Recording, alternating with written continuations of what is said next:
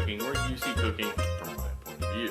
The dish we're making today is something that I've wanted to make for a long time. I've thought about making. I've eaten it at my favorite restaurant, Nicola's restaurant.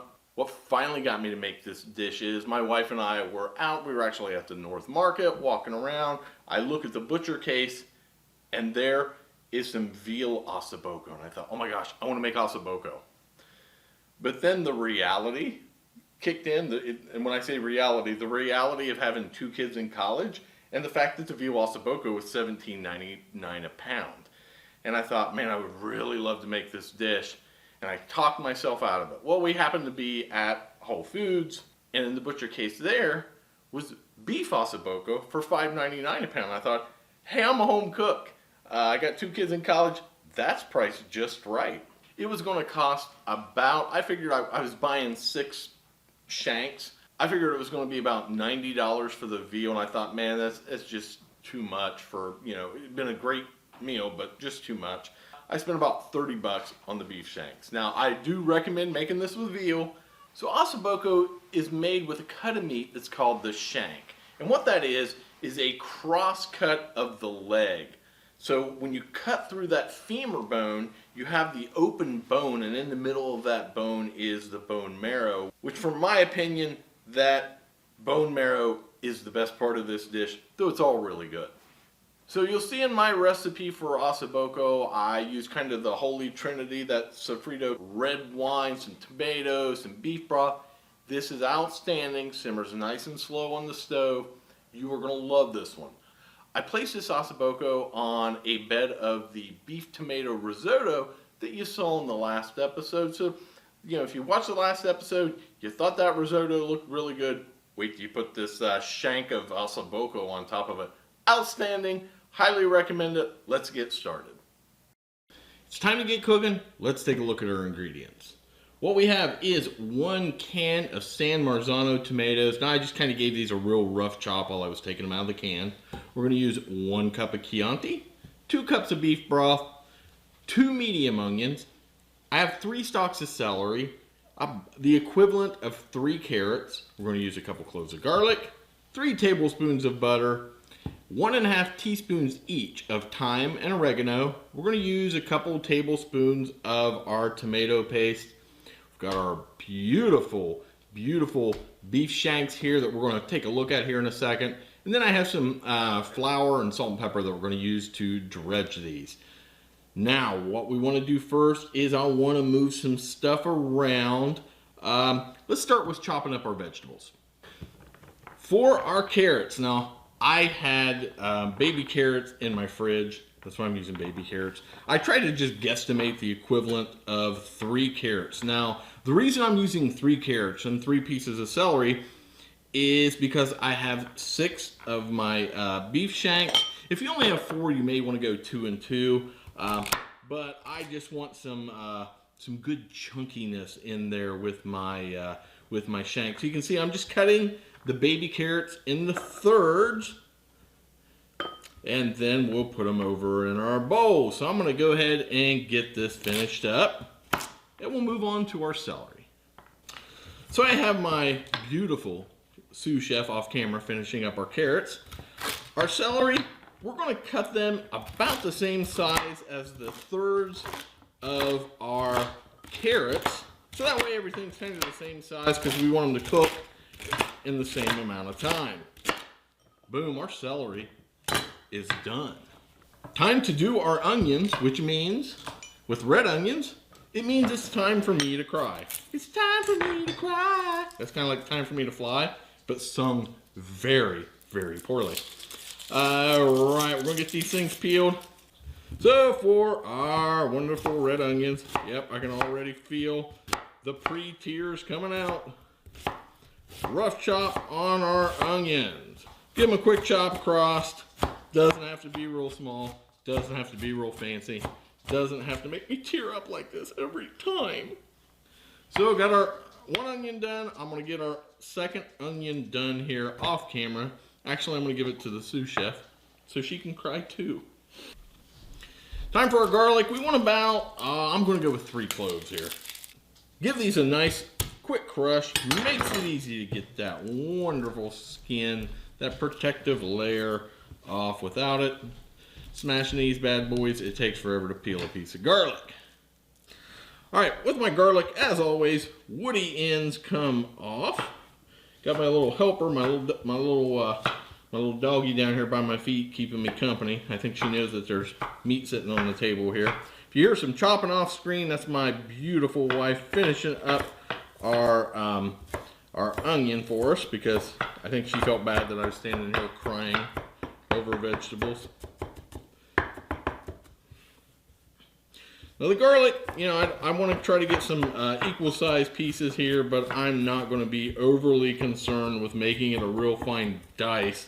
And that's because these shanks, this osso buco, is going to cook on the stove for a very long time. So my wife and I yesterday for lunch, we went to the North Market here in Columbus, and we were walking around, and I heard my wife say, "Hey, that's some beautiful meat." And I thought to myself, it made me feel really good. I had on my tight jeans and all that, and I looked over, and she was over at the meat counter. I couldn't hold it together to say that.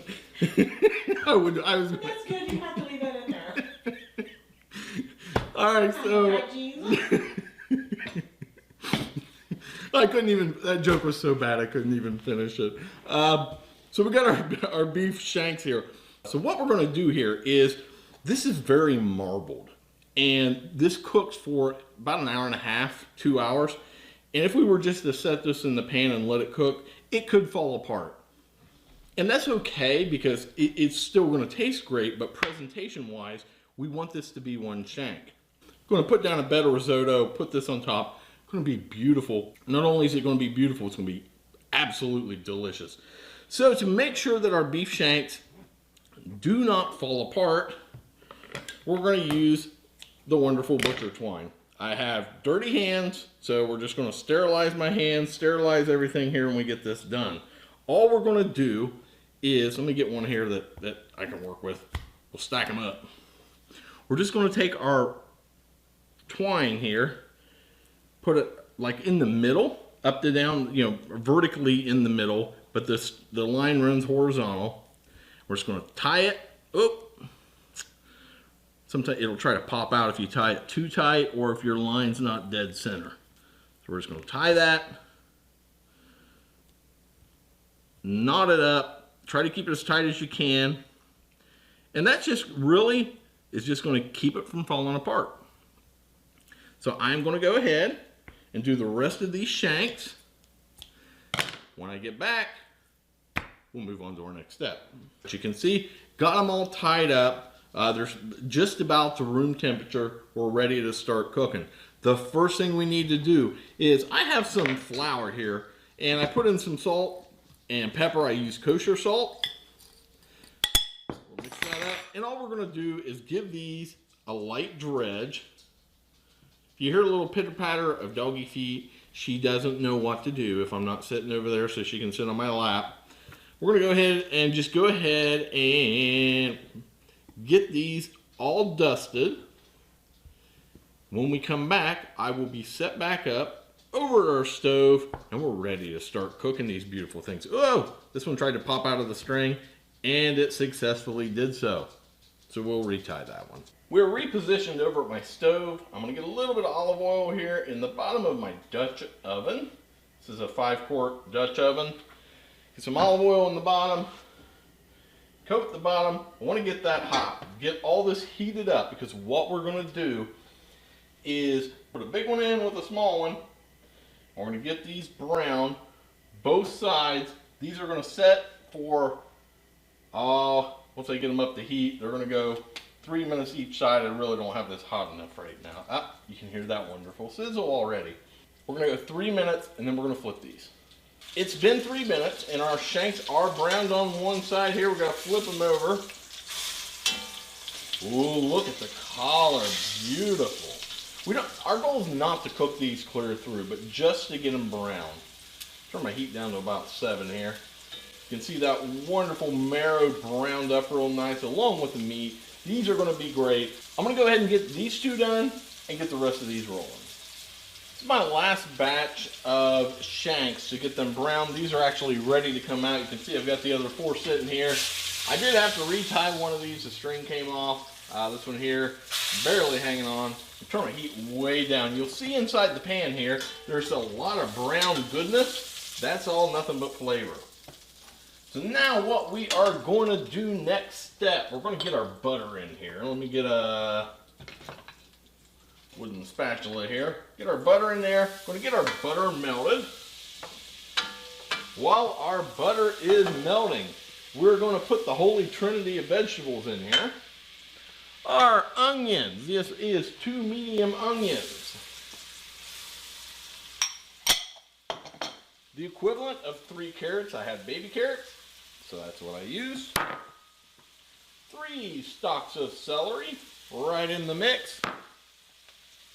And our 2 or 3 cloves of garlic, depending on your flavor. Now what we're going to do, we're going to put this over about medium-low heat. We want to cook these down. These are going to simmer away for, oh gosh, 10 minutes. And there's nothing better than the smell of a nice sofrito lingering through the house. So we want these cooked down 10 minutes, and then we're going to move on to our next step. Our sofrito has been cooking away for 10 minutes. Next step, 1 cup of Chianti. That's going to deglaze our pan. That's going to get all of these little tasty pieces of flour and brownness that usually sticks to the bottom. That's going to draw them up. It's going to pull them off because that is an important flavor ingredient for this dish. Now we're just going to let this cook just a few minutes. Turn my heat up. I want to get that boiling. What I want to happen is I want the smell of alcohol to dissipate. Okay, the smell of alcohol is pretty much gone. I turned the heat down just a little bit. Next, we are going to put in our seasonings, our thyme, our oregano. That's about 1½ teaspoons of each. I almost dropped that. I had to catch it there with my index finger. Give that a quick stir. Get it all mixed in. Next, we have 2 cups of beef broth. That's going to really make this dish rich. Now we want some tomatoey goodness in here. 1 can of San Marzano tomatoes, and I just kind of gave them a quick little chop, more into chunks. If there was a big tomato, I'd cut it into 3 pieces. Get that in our dish. Get a little spot on me. Stir that around. Whoa, look at that, beautiful. We want to bring this up to a simmer.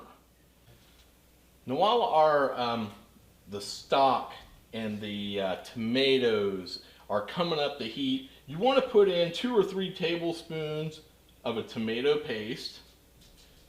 That should be about enough. We're going to get this stirred around. That way this tomato paste will kind of thicken it up, give it even more rich flavor.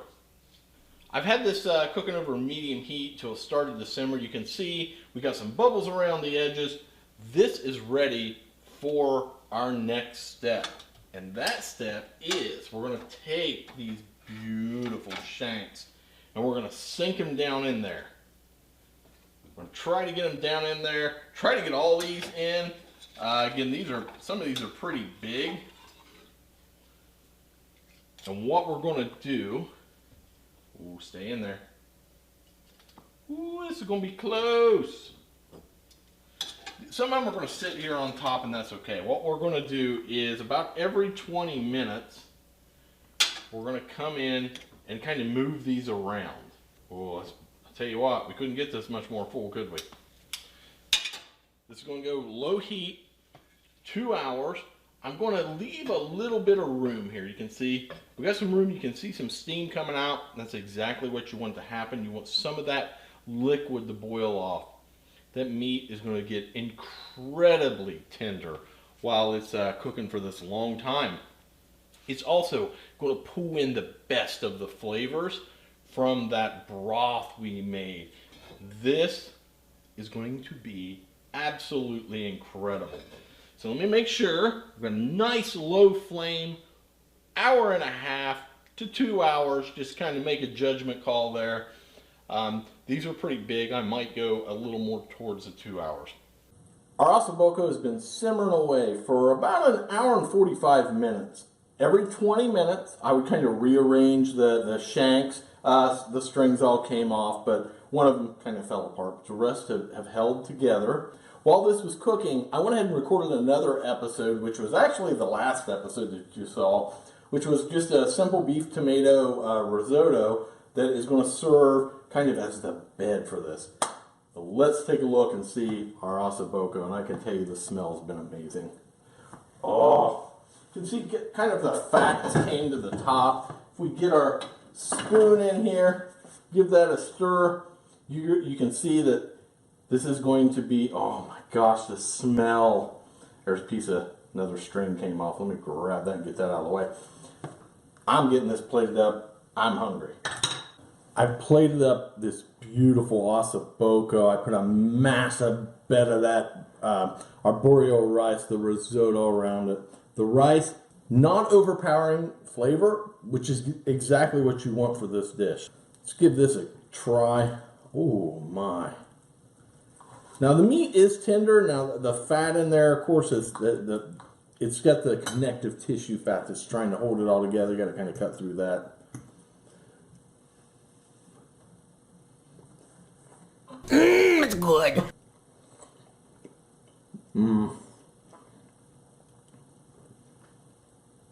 This is an absolute home run. Now I'm going to cheat a little bit. I'm going to flip this over. The great thing about, couldn't resist.